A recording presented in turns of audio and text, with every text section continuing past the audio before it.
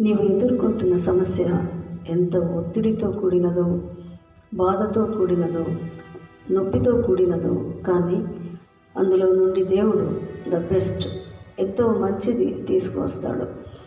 సందేహించవద్దు. ఒంటరితనంలో కుమిలిపోతూ తట్టుకోలేని పరిస్థితులలో నీవు దేవునిని ఇలా ప్రశ్నించవచ్చు, దేవా, నన్ను ఇలా విడిచిపెట్టావని. కానీ నీవు అర్థం చేసుకోవాల్సినది ఒకటి ఉంది. ఒక శిల్పి ఒక రాతిని చక్కని రూపంలోనికి తీసుకురావడానికి ఎన్నో ఉలి దెబ్బలతో ఆ శిల్పాన్ని చెక్కుతాడు. చక్కని రూపంలోకి వచ్చేదాకా చెక్కుతాడు. నీవు దేవుని చేతిలో గొప్ప కళాకృతివి. నీవు దేవుని గొప్ప నిర్మాణంలో ఉన్నావు.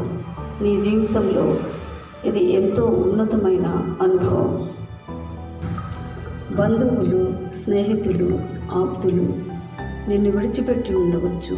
ఇదంతా ఎంతో వేగంగా రెప్పపాటులో జరిగి ఉండవచ్చు. నువ్వు ఎంతో నిరాశలో ఉన్నావేమో.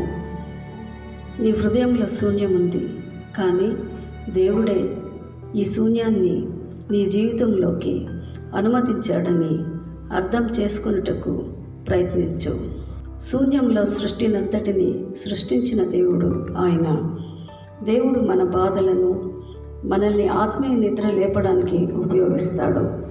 ఆయన ఉద్దేశములు మన జీవితంలో నెరవేర్చడానికి ఈ కష్టాలు, బాధలు, వేదనలు ఆయన సాధనాలై ఉన్నాయి.